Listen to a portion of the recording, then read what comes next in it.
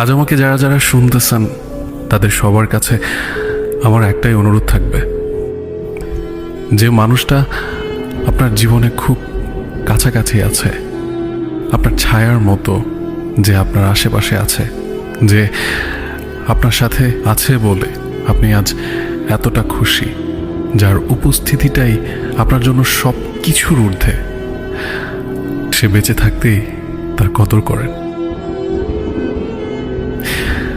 মানুষই বা কি অদ্ভুত জিনিস, জ্যান্ত মানুষের কদর করে না, কিন্তু মরে গেলে তাকে মনে করে তার স্মৃতি আঁকড়েই জীবন পার করে দেয়।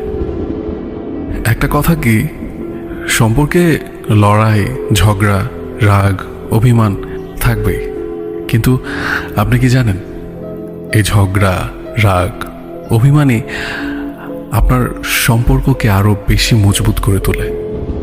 আর ঝগড়ার পরে যে ব্যক্তি ঝগড়া, রাগ, অভিমান ভাঙিয়ে মানিয়ে নেয়, তার মূল্যটা অনেক বেশি, কারণ সে আপনাকে অনেক বেশি পরিমাণে ভালোবাসে।